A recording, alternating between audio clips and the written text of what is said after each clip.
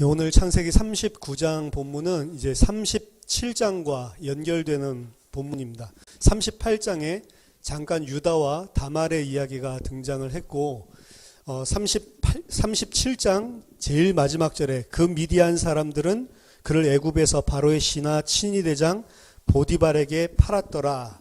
이스마엘 미디안 상인들이 파는 장면이 등장을 하고 39장 1절에서는 요셉이 이끌려 애굽에 내려가매 바로의 신하 친위대장 애굽 사람 보디발이 그를 그리로 데려간 이스마엘 사람의 손에서 요셉을 산이라. 위에서는 팔았고, 그리고 오늘 39장 첫 번째 절에서는 팔렸고, 그렇죠? 샀고, 이제 이런 연결되는 장면이죠. 그래서 이제 38장이 굳이 그 사이에 끼어들 수 있는가, 이런 논란들이 많이 있었던 그런 본문들입니다. 이제 요셉은 형들에게 이제 죽임을 당할 뻔 하다가 이스마엘 상인에게 팔려서 애굽으로 내려가는 장면입니다. 그리고 이제 우리가 잘 아는 이제 요셉의 본격적인 스토리들이 이제 39장에서부터 애굽에서의 생활이 시작되는 거죠. 2절에 보니까 여호와께서 요셉과 함께 하심으로 그가 형통한 자가 되어 그의 주인 애굽 사람의 집에 있으니라고 이야기를 합니다. 이 형통한 자라고 하는 거는 문자적으로 이야기를 한다면 번성하게 하는 자가 되어, 성공하게 하는 자가 되고 번영하게 하는 자가 되어, 그렇게 되어 있습니다. 그러니까 요셉을 하나님께서 성공하게 하는 자, 번영하게 하는 자가 되게 하셨다라고 이야기를 합니다. 우리가 일반적으로 생각하면, 형통하다라고 생각하면 요셉이 형통한 자가 된다라고 하는 기준은 사실은 오늘 본문이 좀 잘못된 거라고 생각할 수 있습니다. 왜냐하면 여호와께서 요셉과 함께 하심으로 그가 형통한 자가 되어 어떻게 돼야 돼요? 다시 가나안 땅으로 돌아가야죠.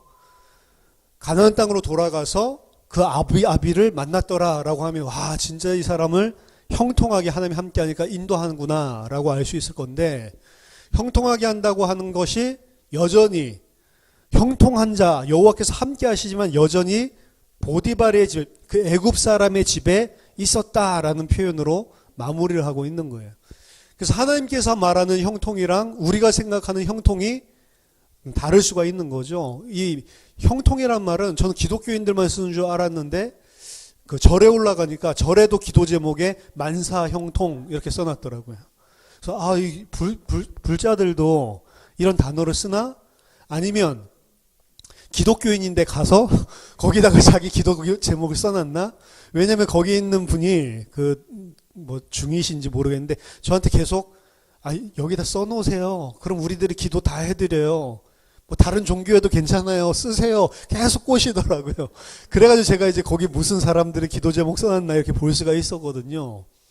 그러니까 만사 형통, 우리가 생각하는 만사 형통은 내가 생각하는 대로 모든 일들이 잘 풀리고 세상적인 육신적인 기준들로 전부 다 일들이 잘 풀려나가는 것들. 그러니까 형통한 자가 되어, 근데 사실은 형통한 자가 보디발 집에서 계속 하는 일마다 하나님 함께 하심을 봤단 말이에요. 그러니까 꼭 굳이 진짜로 말하자면 그렇게 퍽이나 형통한 자가 아닙니다. 왜냐하면 여전히 신분이 종이에요. 종이고 사실은 노예로 팔려간 것입니다. 옛날에 그 뿌리라는 영화 보셨습니까? 뿌리라는 영화 보면 이 흑인 노예들을 갖다가 노예상들이 묶어놓고 빨가벗겨놓고 파는데 와가지고 사람들 뭐 보죠? 이빨 열어가지고 이빨 튼튼한가 안 튼튼한가 그런 거 막 보고 완전히 동물 고르듯이 골라가죠. 이때 애굽에 팔려갔을 때의 상황도 노예로 팔려갈 때 다르지 않단 말이에요.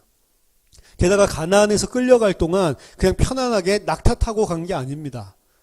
걸어서 그 뜨거운 사방가를 갖다가 걸어서 질질 끌려가서 거기에서 이제 노예상인처럼 이빨 보고 튼튼한지 안 튼튼한지 이런 것들을 보고 사가는 거예요.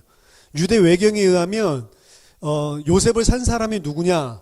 보디발의 부인이 직접 샀다라고 돼 있어요. 눈이 좋았나 봐요.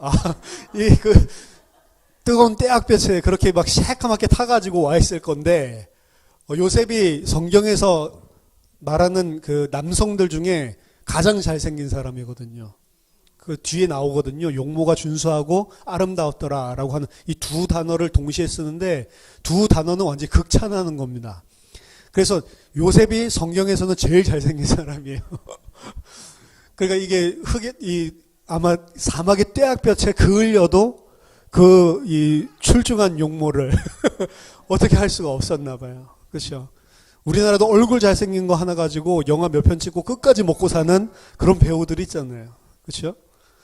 남자들의 그 로망, 그 원빈 이런 사람들. 그렇죠? 그 머리를 갖다가 그 아저씨란 영화 보면 쫙 자기가 깎는데 그거 깎는 모습 보고 여자들이 난리가 나고 거기서 이렇게 단발같이 기른 거 보고 남자들이 기르는데 기르면 최양락 비슷하게 되고 무슨 머리를 해도 다 어울리죠. 잘생겼으니까 워낙. 아마 요셉이 그러한 용모를 가지고 있었던 것 같아요. 그래서 햇볕에 끌려도 와 남성다운 이런 멋진 모습을 그래서 골라서 사간 거죠. 이 바로의 신하 친위대장 애굽 사람 보디발이라고 되어 있는데요. 그 바로의 신하라고 하는 표현이 있죠. 그 바로의 신하라고 하는 표현은 이제 뭐 영어로는 관직에 있는 사람이니까 오피서라고 번역이 됐는데 히브리어로는 사리스라고 하는 단어입니다. 근데 이 사리스라고 하는 단어는 맞아요. 어떤 관직에 있는 정부의 관직에 있는 그런 직무를 맡고 있는 사람들, 우리로 치면 정부 관리들, 그 사람들을 사리스라고도 하는데 이게 성경에 보면 두 가지 의미로 둘 다 많이 쓰였어요. 두 가지 의미로 쓰이는데 하나는 정부 관리 요원 이런 것들로 쓰이고요. 또 다른 하나는 내시입니다. 내시. 그러니까 당시에 이제 예를 들어서 에티오피아의 그 내시가 예루살렘에 올라왔다가 내려가잖아요. 그 에티오피아의 내시는 그 사람 참 특이한 사람이었다라고 생각할 수 있을지 모르겠지만 이 고대 근동지방에서 자기의 충신들을 갖다가 아예 자기에게만 충성하도록 내시로 만드는 케이스들이 많았어요. 그러니까 이 보디발이 그냥 바로의 신하일 뿐만 아니라 내시였을 수도 있다라는 거죠, 사실은. 그러면 이 바로의 부인이 잘생긴 남자 찾아다니는 게 의미가 있는 거죠. 그럼 왜 내시가 왜 마누라를 가지고 있어요? 그 이제 중국에서도 그렇고 그리고 서양에서도 그렇습니다. 관직에 오르면 내시가 돼야 되는 그런 상황들에서 자기 자신들의 이제 겉으로 어떤 무슨 모임 같은 데 참석하고 이렇게 할 때 아름다운 부인을 데리고 가야 자기 자신의 사실 고자 내시됨 이걸 갖다 커버할 수 있기 때문에 돈이 많으니까 돈 주고 돈 보고 오는 아름다운 여자들이랑 결혼을 하는 거예요. 그래서 우리가 생각하면 바로의 신위대장이라고 하고 높은 관직에 있으면은 사실은 우리로 치면 국방부 장관이나 뭐 경호실장이라든지 그러면 사실은 나이가 지긋한 사람이거든요. 그러면 그 아내도 나이가 지긋하겠죠. 그러니까 이거 완전히 할머니 비슷한 사람이 요셉이랑 같이 막 자려고 그런다 이렇게 생각하기가 쉬운데 유대 외경에 따른 외경은 거짓말이 아니고 유대인들이 다 그렇게 해석해왔던 것들이에요. 사실은 유대인들은 어떻게 생각을 했냐면 그 보디발의 아내는 굉장히 젊고 그리고 진짜 아름다운 여자로 표현을 하고 있어요. 그러니까 이 보디발은 나이가 많지만 내시였든 아니든 자기의 나이랑 한참 어린 그 아름다운 여자, 돈 많고 권력이 있으니까 그런 사람이랑 결혼을 한 거죠. 그러니까 이 여자가 사실 돈 보고 들어왔고 이 미국에서는 그 골드 디거라고 하는데 돈 많은 할아버지들 옆에 그런 이 20살짜리 막 이런 사람들이 들어가서 뭐 50년 차이 나는데 결혼하고 막 그렇게 하죠. 죽으면 자기가 재산 다 가질 수 있으니까. 아마 좀 그런 관계가 아닌가. 그래서 굉장히 젊고 아름다운 사람이에요. 근데 이제 남편은 늙고 혹은 더 심하게는 고자. 그러니까 이거 당연히 요셉 같은 사람을 찾아다닐 수밖에 없는 거죠. 그래서 이 요셉을 처음부터 이 외경에 의하면 처음부터 그런 흑심을 품고 이 여자가 골라간 거예요. 잘생긴 남자를. 왜 자기가 이 틈날 때마다 부려먹으려고. 성적인 노예로 산 거죠, 사실은. 그렇게 해서 이 요셉을 뽑아놓고 계속 이제 이 요셉을 괴롭히고 유혹하는 이런 장면들이 등장을 하는 겁니다. 요셉을 사갔고, 그리고 2절에 보면 그의 주인 애국 사람의 집에 있으니 그의 주인이 여호와께서 그와 함께 하심을 보며 또 여호와께서 그의 범사에 형통하게 하심을 보았더라. 요셉이 그의 주인에게 은혜를 입어 섬김에, 여기 섬김에라고 하는 섬긴다는 단어가 나오죠. 섬긴다라고 하는 여기서의 단어는 보통 여러분들이 제가 많이 설교했으니까 기억날 거예요. 보통은 섬긴다, 종이 주인을 섬긴다라는 표현을 쓸 때 가장 많이 히브리어에서 나온 단어는 아바드라고 하는 단어입니다. 아바드가 섬기는 거예요. 근데 오늘 본문에 나온 섬긴다는 거는 아바드가 아닙니다. 샤라트예요, 샤라트. 노예가, 이 이스라엘 백성이 노예가 돼서 바로를 섬길 때 그 표현을 아바드라고 했다고요. 근데 샤라트라고 하는 단어는 섬기는 건 섬기는 건데 그렇게 섬기는 게 아니에요. 그렇게 섬기는 게 아니고 눈의 아들 여호수아가 모세를 섬긴다라고 할 때는 항상 샤라트를 써요. 그러니까 어떤 관계로 섬기는 거냐면 거의 내 오른팔이고 내 수족이고 그냥 막 노예처럼 부려먹는 그런 존재가 아니고 거의 내 되를 이을 수 있는 후계자. 이런 표현을 할 때 샤라트라는 표현을 쓴다고. 그러니까 얼마나 총이 있는지 알겠죠? 분명히 노예로 사온 노예 중에 하나인데 이 사람을 거의 자기의 오른팔같이 신복으로 그리고 자기의 후계자처럼 세워줬단 말이에요. 그게 하나님의 은혜를 본 거죠. 왜 그랬냐면 여호와께서 요셉과 함께하는 걸 봤다라고 이야기합니다. 이런 보디발이라고 하는 사람은 사실은 불신자죠. 근데 여호와께서 함께 하시는 거를 봤대요. 여호와께서 함께 하시는 것을 어떻게 봤냐? 뭐 방법은 하나밖에 없어요. 뭐 다른 걸로 보는 게 아니고 그 여호와께서 함께 하시는 걸 보니까 자기 수족으로 자기의 후계자로 세워가지고 자기의 집을 모든 집 위에 모든 권세를 가지고 자기가 먹는 음식 외에는 전부 다 요셉에게 다 맡기고 자기는 돌아보질 않았거든요. 모든 것을 다 전적으로 위임을 해버렸거든요. 그 이유가 뭐냐? 여호와께서 요셉과 함께하는 걸 봤대요. 그 불신자가 어떻게 여호와께서 함께하는 걸 봅니까? 보는 방법은 하나밖에 없어요, 여러분. 육신적인 눈, 세상적인 눈, 그 관점 가지고 사실은 사람을 쳐다보기 때문에 요셉이 여호와와 함께하는 거를 봤다라고 하는 거는 우리의 입장에서 이야기하는 거고요. 보디발의 입장에서는 진짜로 여호와께서 함께하는 그게 아니고 어떻게 무엇이든지 이 사람이 하기만 하면 무슨 일을 시키기만 하면 완벽하게 다 해내고 성공해내고 그리고 다 성실하게 완수를 하는 거예요, 사실은. 그러니까 모든 걸 다 맡기고 아예 신경도 안 쓰는 거예요. 우리들이 여러분 일을 시켜보면 어떤 사람들은 일을 시켰을 때 했는지 안 했는지 계속 체크해 봐야 되는 사람이 있고, 그렇죠? 어떤 사람은 시켜놓으면 하나를 이야기했는데 10개를 해내는 사람이 있어요. 그렇죠?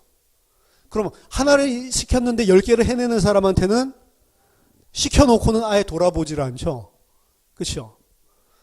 그 보디발이 본 거는 그거예요. 요셉에게 하나를 시켜놓으면 10개를 다 할 정도로 완벽하게 일들을 처리하고 성공적으로 모든 것을 다 해. 어려운 일이라도 탁 맡겨놓으면 요셉이 손만 대면 전부 다 성공하게 만들어요. 이거를 본 겁니다. 그럼 그거 보는 기간이 여러분 노예로 처음 팔려왔을 때 처음부터 그런 위치를 17살에 지금 팔려왔잖아요. 17세 소년에게 그걸 갖다가 금방 다 맡길까요? 그럴 수가 없죠. 그럼 보디발의 집에 여러분 몇 년 동안 요셉이 일을 했을까요? 종으로. 오늘 사실은 본문을 보면 그냥 한 절 한 절 그냥 건너 뛰어 들어가니까 한 3, 4절 만에 요셉이 총리 됐구나. 요셉이 총리가 아니라 요셉이 그 가정 총무가 됐구나. 집사가 됐구나. 이렇게 생각하기 쉬운데 요셉이 17세에 팔려가고 나중에 바로 앞에 설 때가 30세죠. 그럼 감옥에 가잖아요. 감옥에 몇 년이 있습니까? 몇 년 있어요? 감옥에 풀로 2년 있습니다. 2년. 그러면은 11년이 비는 거잖아요. 그럼 끌려가는 기간 뭐 이런 거 빼면 최소 10년 이상을 섬기고 있는 거예요. 그렇죠? 그냥 단순하게 있는 게 아니고 10년 이상을 보디발의 집에서 일을 하고 있는 겁니다. 그걸 누가 봐요? 불신자가 보는 거죠. 근데 다른 종이랑 다른 거예요. 더더군다나 그 외경에 보면 요셉이 모든 일들을 행함에 있어서 유대인이기 때문에 항상 기도하는 시간이 있어가지고 그 여자도 이 사람이 여호와 하나님을 섬기는구나 이 사실을 알아요. 그러니까 모든 사람이 봤을 때 저 사람은 히브리 사람이고 그리고 여호와를 섬기고 자기네들은 누굴 섬기고 태양신을 섬기고 자기네들은 태양신 레를 섬기고 그리고 바로를 섬기고 이러고 있는데 이 사람은 히브리인이라서 여호와 하나님을 섬기는구나. 요거를 누가 알아요? 같이 사는 사람들이 다 알았단 말이에요. 근데 이 사람이 하는 모든 것들은 다 성공하는 거예요. 그렇죠? 그러면 처음부터 이 사람을 샀을 때부터 원래 목적이 나랑 같이 자야 되겠다 이 생각을 하고 이 여자가 샀는데 그럼 몇 년을 괴롭힌 거예요? 10년 넘게 괴롭힌 거예요. 10년 넘게. 그렇죠? 보통이 아니죠. 근데 그걸 갖다 징그러운 할머니가 그런 게 아니고 진짜 아름다운 여자가 10년 넘게. 그렇죠? 그것도 고통이겠어요. 좀 못생긴 여자가 그러면 저는 믿음을 지키겠습니다.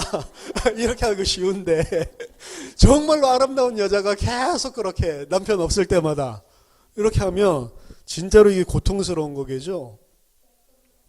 그러니까 이거 뭘 볼 수 있냐면 요셉이 일을 하는데 보면 오늘 여호와께서 함께 하심으로 요셉이 형통한 자가 됐다.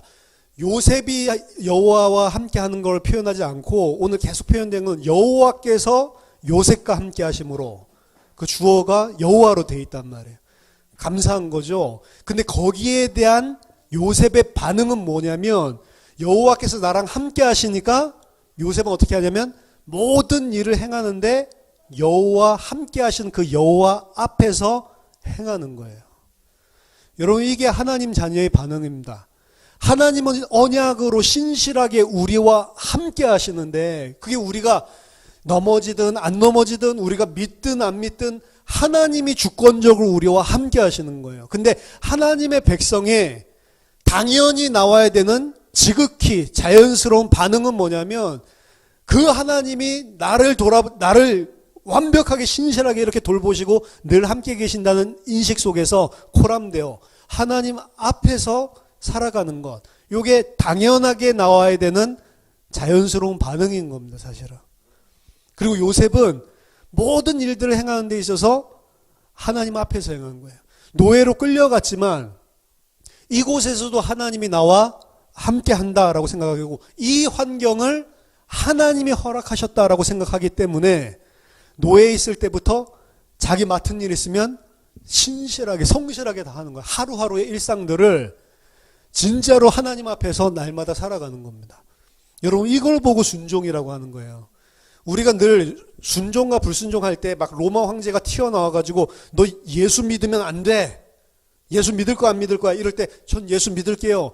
이건 큰 그런 핍박이 일어났을 때 그거 순종이라고 생각하는데 진짜 순종은 일상생활 속에서의 순종입니다. 뭘 믿는 거냐면 모든 이것들을 다 하나님이 나에게 허락하셨다라고 믿는 거예요. 그러니까 요셉의 입장에서는 노예로 팔려가서 여호와께서 함께 하시면 거기에서 빠져나오고 싶겠죠. 빠져나오고 싶은데 하나님이 나에게 이걸 허락하셨으니까 그 안에서도 최선을 다해서 그냥 일을 하는 거예요. 그러니까 하는 일들마다 다 성공하고 주인 입장에서 맡겨놨을 때 안심이 되고 맡겨놓기만 하면 저놈은 무슨 일이든지 다 완벽하게 일 처리하는구나. 이걸 10년 동안 봐왔던 이 보디발이 인정을 한 거죠. 그래서 자기의 가정 총무를 삼아서 모든 자신의 집이 그 요셉의 권세 아래 있게 가정 총무를 삼았다라고 안 나와 있고 요셉이 그 집 위에 있게 했다. 그 집을 통치하게 했다라고 되어 있어요. 그러니까 요셉이 모든 것을 다 주관하도록 보디발이 인정을 한 겁니다. 그래서 여호와께서 그가 하는 일을 모든 그의 하는 일을 성공하게 하는 것을 보았다라고 하는 것은 그거는 이제 우리 입장에서 사실은 해석을 한 거고요. 보디발의 입장에서 본다면 저 여호와를 섬긴다는 저 히브리 종, 저놈은 뭐든지 맡겨두면 다른 놈들이랑 다르게 잔머리 쓰지 않고 진짜로 최선을 다해서 일을 하는데 하는 일들마다 다해서 저놈한테 맡겨놓으면 아무 걱정 없어. 여러분 세상 속에서도 그렇게 사시기 바랍니다. 그게 하나님의 백성으로 순종하면서 사는 거예요. 우리의 믿음과 금요일 날 말씀드렸죠. 우리의 믿음과 세상 권세가 부딪히지 않는 한 세상 권세에도 순종을 하라고 그러는 거예요.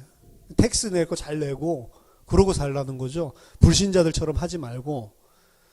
그럼 학생들도 공부를 하는데 진짜로 하나님의 백성이라면 공부하는 데 있어서 성실하게 하란 말이에요. 이 땅의 것은 아무것도 아니야.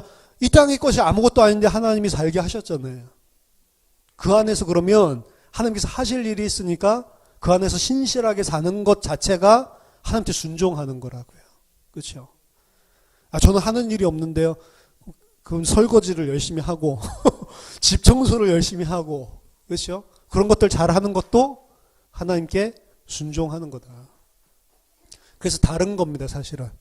하나님의 백성의 삶은 그런 일반적인 삶들, 육신적인 삶들 속에서도 불신자 달라요. 왜? 이유는 하나예요. 코람데요. 하나님 앞에서 하는 거기 때문에. 그렇죠? 진짜로 우리가 이렇게 산다면 이 말하면서도 저는 찔리는 게 많은데 말은 바른 말이니까 우리가 알아야 되죠. 우리가 그럼 이렇게 살지 못한 것도 죄구나 다. 순종하지 않고 있는 거구나. 알아야 되니까. 목사라고 그렇게 살 수 있는 거 아니죠? 다 찔리면서 우리가 찔려야 되는 거죠. 그래서 아예 자기의 후계자로 마치 모세가 여호수아를 갖다 섬기듯이 여호수아를 자기의 완전 수족으로 삼듯이 그런 식으로 요셉을 부리게 됩니다. 39장 5절에 보면 그가 요셉에게 자기의 집과 그의 모든 소유물을 주관하게 한 때부터 여호와께서 요셉을 위하여 그 애굽 사람의 집에 복을 내리심으로 여호와의 복이 그의 집과 밭에 있는 모든 소유에 미친지라. 이 이야기는 창세기 12장 3절의 성취죠. 너를 복을 주는 자에게는 내가 복을 주겠고, 보디발이 요셉을 알아보고 그 호의를 베풀어 주니까 하나님께서 그의 밭에까지. 근데 목적은 뭐냐? 보디발이 부하게 되는 게 목적이 아니고 요셉을 위하여. 모든 것들이 다 요셉을 위하여 포커스가 사실은 있는 것이고, 요셉은 그 안에서 신실하게 하나님께 순종하면서 살아가고 있는 모습입니다. 자, 근데 이제 문제가 오는 거죠. 6절 때문에 요셉은 용모가 빼어나고 아름다웠더라. 이 두 단어가 극찬으로 쓰이는데 그 두 단어가 쓰인 사람 2명밖에 없어요. 요셉 그리고 라헬. 요셉의 엄마. 요셉이 누구 닮았어요? 라헬. 라헬이 기가 막히게 아름다운 여자입니다. 그러니까 이제 너무 예쁜 엄마에게 아마 꽃미남 같은 스타일이었을 것 같아요. 지금 그런 엄마의 이런 용모를 다 물려받은 사람이 요셉이에요. 그래서 제일 잘생긴 선남 선녀 그러면 라헬과 요셉. 너무 잘생겼기 때문에 이제 문제가 생기는 거죠. 실제로 보면 그 후에 그의 주인의 아내가 요셉에게 눈짓하다가 동침하기를 청하니, 눈짓하다가 라고 하는 건 눈짓을 막 이렇게 막 윙크를 했다 이게 아니고 raise up her eyes. 그녀의 눈을 위로 치켜뜨고 on 조셉. 요셉에게 눈을 치켜뜨고 올려뜨고 요셉에게 그 눈을 뒀다. 그거 어떻게 하고 있는 거예요? 이렇게 하고 얼짱 각도로 딱 이렇게 하고 요셉 꼬시는 거죠. 그래서 동침하기를 청하매라고 하는데 청하매가 아니고 그녀가 말했다. 나랑 눕자. 그냥 나랑 그냥 자자. 아예 명령법으로. 이 여자는 요셉에게 한 말은 딱 그 2단어예요. 그냥 나랑 자자. 다른 말 절대 하지 않고. 근데 요셉은 거기에 대해서 거절하면서 엄청나게 길게 주저리 이야기를 하죠. 그 요셉이 거절하는 이유들이 나와 있습니다. 자기 주인의 아내에게 이르되 내 주인이 집안의 모든 소유를 간섭하지 아니하고 다 내 손에 위탁하였으며 이 집에는 나보다 큰 이가 없으며 주인이 아무것도 내게 금하지 아니하였어도 금한 것은 당신뿐이니 당신은 그의 아내임이라.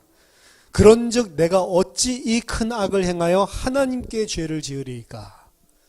자, 주인에 대한 이거 배신이다라는 것도 있지만 이게 궁극적으로 요셉은 뭘 봤습니까? 하나님 앞에 죄다라고 본 거예요. 그렇죠? 그러니까 요셉은 그냥 육신적인 것들을 보지 않고 모든 것들을 다 하나님, 그냥 보디발이 자기를 이렇게 신임하게 된 것도 하나님이 함께 하셔서 이렇게 되는구나라는 것을 인지하고 있는 거예요.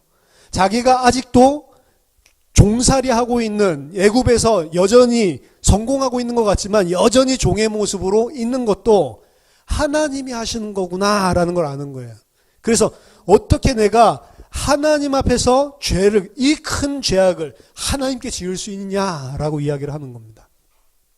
다윗이 밧세바를 범하고 나서 그 죄에 둔감해졌을 때는 죄인 줄도 몰랐죠. 그러다가 나단이 찾아와가지고 우화를 이야기해 주죠. 어떤 사람이 큰 부자가 수없이 많은 양도 가지고 있는 사람이 자기 뭐 생일 잔치하려고 가난한 하나밖에 없는 그 한 마리 양을 갖다 뺏어다가 먹었다고 하니까 어디 그런 놈이 있냐 하면서 옷 찢으면서 내 그놈 반드시 죽여버리겠다라고 이야기를 하잖아요. 그때 그게 너야 임마 라고 이야기하니까 거기서 다윗이 옷을 찢고 앉아서 다시 회개를 하죠. 그때 이제 양심이 살아나는데 그때 다윗은 뭐라고 시편에 이야기하고 있냐 보니까 내가 하나님께만 범죄하였다. 사실 우리야 죽이고 인간적인 죄를 지은 건데 궁극적으로는 그게 하나님께 대한 죄라. 이 사실을 지난 하나님의 백성들은 인식을 하면서 살아간다고요. 그렇죠? 분명히 보디발을 배신하는 것에 지나지 않는데 근데 거기에 하나님이라고 하는 사실을 늘 인지하고 있었다는 사실. 어떻게 보면 요셉은 더 편하게 살 수 있었죠. 그 여자랑 잠깐 자주고 그 여자랑 뭐 그리고 아름다우니까 그 여자랑 그 주인의 눈을 피해서 그런 은밀한 시간들을 가지면 가질수록 자기는 더 편해지는 거죠. 육신적으로는. 그렇게 하지 않았어요. 전부 다 이유가 하나님 앞에서입니다. 그리고 그 죄는 하나님 앞에서 짓는 죄다. 하나님께 죄를 짓는 거다라고 분명히 인식을 했습니다. 여인이 날마다 요셉에게 청하였으나 10년인데 날마다 그랬대요. 요셉이 듣지 아니하여 동침하지 아니할 뿐더러 함께 있지도 아니하니라. 정확하게 하면 동침하는 게 아니고 요셉은 어떻게 했냐면 그 옆에 눕지도 아니하였고 그리고 나중에는 함께 있지도 아니하였더라. 그 여자가 그랬나 그래 그러면은 자지는 말고 내 옆에 누워만 봐. 아무것도 안 할게. 잠깐만 누워만 있어 내 옆에. 옆에 눕지도 아니하였고 함께만 좀 있어줘. 함께 있지도 아니하였더라. 그렇죠? 함께 있으면 옆에 누우면 점점 파고 들어오니까 죄악을 멀리하는 거죠. 그러던 어느 날입니다. 11절 그러할 때에 요셉이 그의 일을 하러 그 집에 들어갔더니 그 집 사람들은 하나도 거기에 없었더라. 이제 이걸 갖다가 요셉이 어느 날 흑심을 품고 마음이 변해서 그 집에 들어갔다라고 해석하는 사람들도 있어요. 근데 일관적으로 요셉의 이야기들 전체를 봤을 때는 그게 그렇게 보는 것이 해석이 무리가 있죠. 그러할 때라고 하는 건 그런 일들이 일어나고 있는 그 와중에 늘 에브리데이 업무를 일상의 업무를 보는 일들 가운데 집에 일이 있어서 들어갔겠죠. 근데 그때 마침 집사람들이 아무도 한 사람도 없는 이런 시간표가 허락된 겁니다. 누가 하신 거냐? 하나님이. 그렇죠? 그러니까 이 여자가 이제 잘 된 거죠. 이제 강제로 이제 안 되니까 강제로 강간을 하려고 그러는 거예요. 그 여인이 그의 옷을 잡고 이르되 나와 동침하자. 그러나 요셉이 자기의 옷을 그 여인의 손에 버려두고 밖으로 나가매. 그렇죠? 얼마나 다급했으면 이 통짜로 된 옷이니까 막 옷 잡고 이렇게 하니까 옷을 쏙 빼가지고 밖으로 튀어나갔어요. 왜 밖으로 나갔냐? 집안에는 사람이 없으니까. 밖에 사람 있는 밖에 사람 있는 곳에서 이 여자가 그렇게 하지 못하니까. 그렇죠? 밖으로 나갔다. 그 여인이 요셉이 그의 옷을 자기 손에 버려두고 도망하여 나감을 보고 그 여인의 집 사람들을 불러서 그들에게 이르되 주인이 히브리 사람을 우리에게 데려다가 우리를 희롱하게 하는도다. 그가 나와 동침하고자 내게로 들어오므로 내가 크게 소리질렀더니 그가 나의 소리질러 부름을 듣고 그의 옷을 내게 버려두고 도망하여 나갔느니라. 이제 요셉을 무고하는 건데, 여러분 이거 읽으면 좀 합리적이고 논리적으로 이 여자가 하는 이야기들을 읽으면 사건을 지금 설명하는 건데, 사건 경위를 이해가 됩니까? 이 여자가 이야기하는 게 완전히 거짓말이라는 게 자기 말 속에 있지 않아요? 뭐라고 이야기를 해요? 주인이 히브리 사람을 우리에게 데려와 우리를 희롱하게 하는도다. 그가 나와 동침하고자 내게로 들어오므로, 그렇죠? 그 방으로 들어오는데 자기가 크게 소리 질렀더니 그가 어떻게 해요? 갑자기 옷을 벗어서 내게 버려두고 도망을 했대. 말이 돼요? 집으로 들어오는데 소리 지르니까 깜짝 놀라서 옷을 벗어서 던져놓고 도망갔다. 말이 안 되잖아요. 빅터 해밀턴이 이야기하기를 이거는 이 여자 이야기만 딱 들어도 완전히 거짓말인 거를 히브리 저자가 일부러 나타냈다는 거죠. 이 사건을 재구성해 보면 말도 안 되는 거짓말을 이미 하고 있는 거예요. 그리고 그 블레임을 누구에게 해요? 남편이 이런 종을 사왔기 때문에. 근데 아까 히브리 전통에 의하면 남편이 산 게 아니고 지가 산 거죠. 그것도 거짓말이죠. 전부 다 거짓말인 거예요. 이 안에 구성되어 있는 자체가. 게다가 뻔뻔스럽게 그걸 남편에게도 똑같이 뒤를 보며 반복합니다. 하나도 틀림없이 그 순서 그대로. 그러니까 남편이 들으면 어떻게 들리겠어요? 인연이 이거 거짓말하네. 사실은 넷이었어도 그렇고 혹은 나이가 많아서 늙었어도 그렇고 부인의 이러한 것들을 오랫동안 함께 살았는데 뭐 늦게 결혼했다 하더라도 요셉 있었을 때부터 이 여자가 있었으니까 10년 넘게 이 같이 부부로 살은 거 아니에요. 그럼 이 사람의 성질을 어느 정도 파악을 하고 있겠죠. 그리고 요셉도 10년 넘게 내 신복으로 지금 부리고 있는데 요셉의 성정도 다 파악을 하고 있겠죠. 그 보디발은 이 이야기를 듣고 크게 놓아요. 요셉을 감옥에다 가뒀다라고 이야기를 하는데 원래는 진짜로 자기의 종이 자기 부인을 겁탈하려고 그러면 감옥에 안 가둡니다. 바로 죽여버려요. 그렇죠? 영화 그 아까 뿔이라고 하는 데서도 뭐 컵 하나 깨트려 먹어도 나와가지고 막 채찍으로 두들겨 패고 이렇게 하다가 죽고 막 이렇게 한다니까. 컵 하나 깨져도 물건으로 사실은 종을 사용하기 때문에 만약에 내 아내를 건드려 그러면 감옥이 아니에요. 죽이는 것입니다. 근데 죽이지 않고 감옥에 보냈다는 거는 보디발 또한 이거 뭔가 이 여자가 뻥치고 있구나. 이걸 알고 있는 거예요. 알고 있는데 자기 아내고 만약에 자기 아내가 요셉이랑 이렇게 하려고 했다라고 이야기를 하면 그게 이제 자기에게 큰 부끄러움이 되는 거니까 그 사실을 아내 면도 세우고 자기 체면도 깎이지 않게 하려고 그래서 한 방법이 요셉을 그냥 감옥으로 보내는 것입니다. 그래서 이 보디발이라고 하는 입장에서 보면 사실은 다 눈치를 채고 있지 않았을까라고 보통 주석가들이 생각을 합니다. 그리고 저도 그게 합당하다고 생각을 하고요. 요셉이 억울한 누명을 쓰고 이제 감옥에 들어가게 된 거죠. 근데 그 감옥에 옥에 갇힌 것을 보고 21절에 또 여호와께서 요셉과 함께 하시고 그에게 인자를 더하사 간수장에게 은혜기를 받게 하심에 간수장이 옥중 죄수를 다 요셉의 손에 맡김으로 그 재반 사물을 요셉이 처리하였다. 이것도 그렇죠. 요셉과 함께 하시고 그에게 인자를 더하시면 어떻게 해야 돼요? 감옥에서 나오게 해줘야지. 그렇죠. 성추행범으로 억울하게 누명 쓰고 계속 거기 있게 하는 게 형통하게 하고 인자를 더하는 건 아니잖아요. 물론 그 안에서 간수장이 좋게 봐가지고 모든 이 감옥 안에서 이런 재반 업무를 네가 봐라. 뭐 좋기는 좋은데 진짜 좋은 건 아니잖아요. 진짜 좋은 건 거기서 나오는 거잖아요. 근데 하나님께서는 그렇게 하신다. 함께 하심으로 감옥에 계속 있게 하신단 말이에요. 그럼 하나님께서 함께 하셨을 때 일어나는 현상들입니다. 함께 하셨을 때 무슨 일이 일어나냐?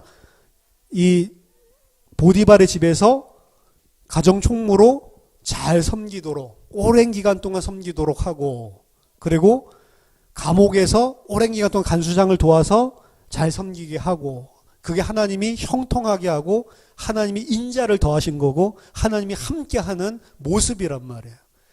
그럼 어떻게 보면 불신자 세상적인 기준에서 보면은 진짜로 이건 뭔가 아쉬운 게 많은 거죠. 그리고 우리 생각으로는 해석이 안 되는 거죠.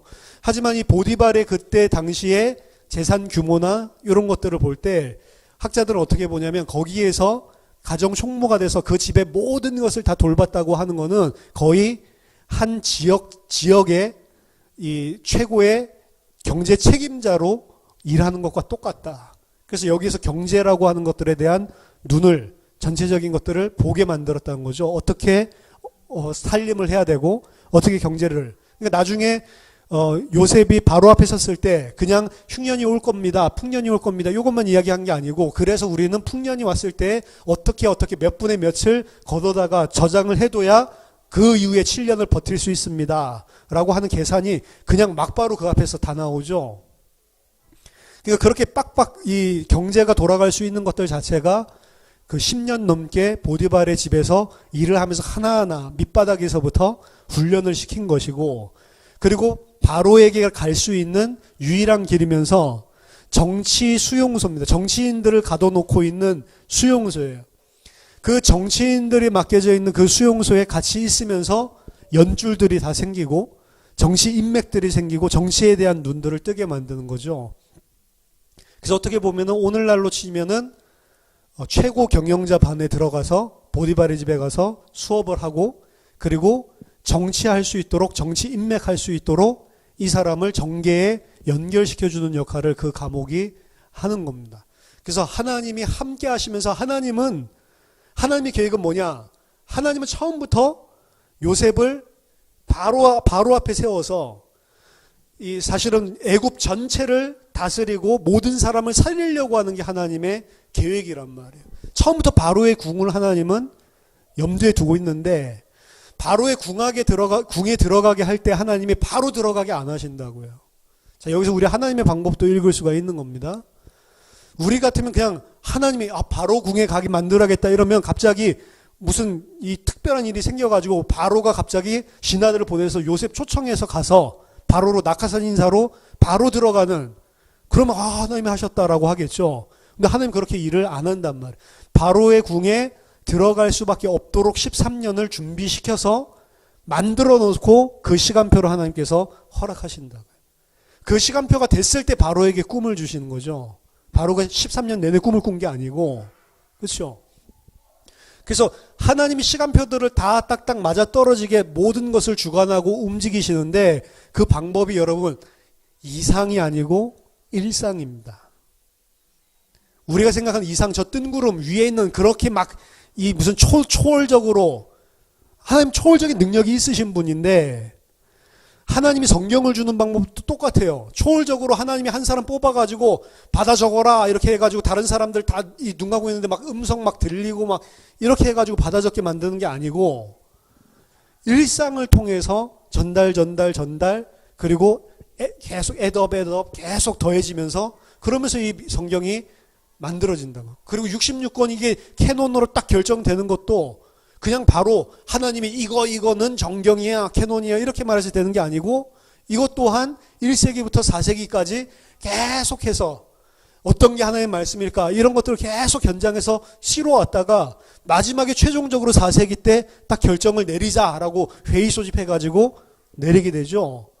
근데 제가 이거 강의한 거 들어보시면 알겠지만 그 회의를 했을 때 어떤 기준으로 이거를 정경으로 놓고 어떤 기준으로 이거를 버릴 거냐라고 하는 기준 자체가 뭐를 했는지를 몰라요. 왜냐면 기준이 안 맞아. 이런 기준으로 했을까라고 보면 그 기준이 안 맞는 책들이 너무 많고, 이런 기준으로 했을까 하면 여기에 맞지만 또 다른 책들이 안 맞고. 그래서 제가 이거 신약 개론 할 때 했었나요? 구약 개론 말씀드렸죠. 성경이 최종적으로 캐논으로 결정되게 됐는데 그때 모여서 어떤 기준으로 사람들이 결정했다라는 결정 기준 자체가 없어요. 그게 희한하죠. 그런데 헤르메스의 서신 같은 것들은 오늘날 있는 이런 성경 안에 있는 책들보다 훨씬 더 많이 성경으로 읽혔던 책이에요. 현장에서는. 근데 그 책은 그 자리에서 빼버렸다고. 왜? 몰라요. 왜 뺐는지. 그러니까 이상한 거죠. 그리고 전혀 들어가면 안 될 것 같은 막 야고보서 이런 것들은 그냥 들어가는 베드로 전서 후서도 마찬가지인데 그런 것들은 오히려 이 사람들 안 읽고 이랬다고요. 베드로가 진짜 쓴 거 맞아? 이런 생각도 많았고, 근데 그런 것들은 그냥 들어가고. 그러니까 실제적인 기준을 보면 뭐라고 이제 판단을 내리냐면 하나님이 하셨다라고 판단하는 거예요. 사람이 어떤 명확한 스탠다드를 가지고 전부 다 제단을 했으면 이해가 되겠는데 제단한 흔적이 안 보이는 거죠. 이건 도대체 무슨 생각을 가지고 이걸 갖다가 허락한 사람이 저걸 허락했고 이렇게 한 거야. 말도 안 되는 짓을 한다고요. 하나님은 그렇게 말도 안 되는 인간들이 있었겠죠. 자기 논리를 가지고 막 주장을 했겠죠. 아마. 그런 일상을 통해서 하나님의 일을 이루어 가신다.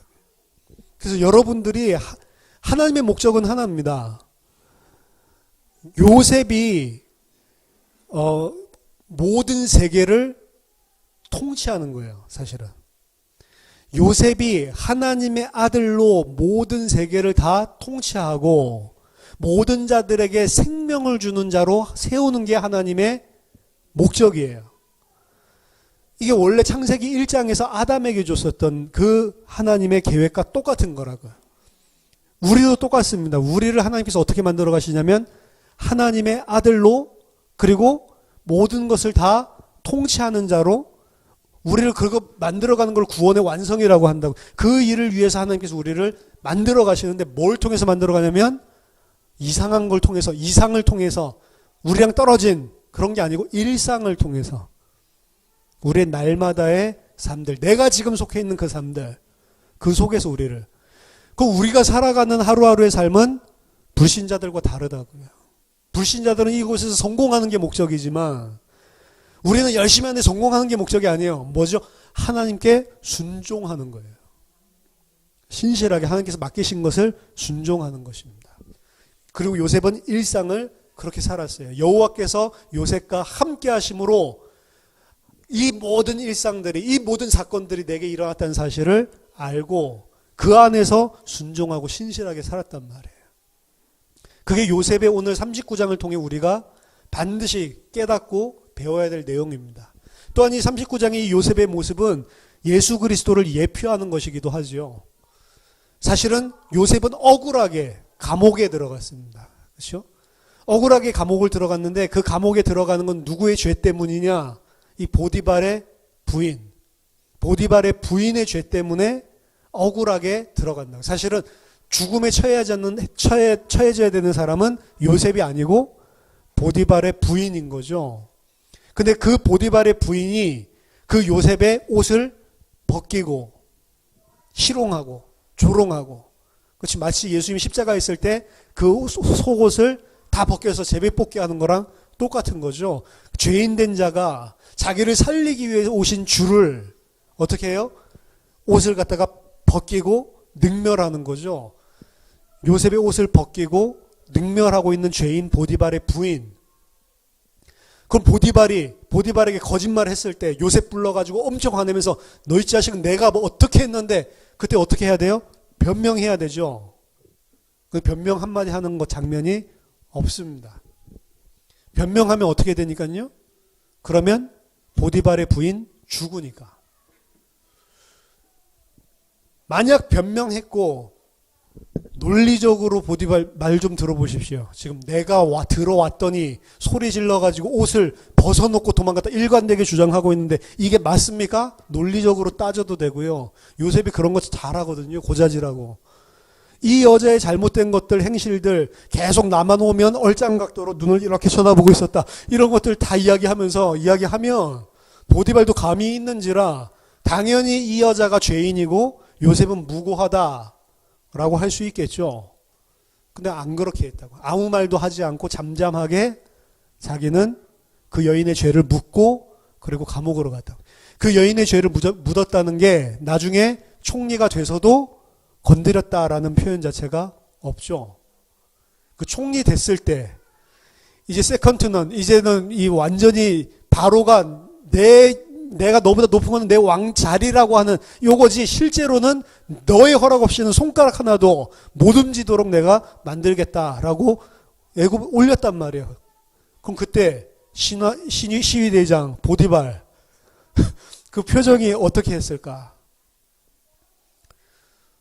근데 보디발은 제가 봤을 때는 죽이지 않았으니까 아마 내적으로는, 심증으로는 아마 요셉을 살려주는 이유가, 심증으로는 분명히 요셉이 그런 사람이다라고 인정했으니까. 그럼 보디발은 차치하고 그 아내는 야, 고년을 좀 불러와라. 이렇게 해가지고 뭔가 이야기해야 돼. 네가 나를 갖다가 십몇 년을 그렇게 괴롭혀? 꼰질대? 안 그런단 말이에요.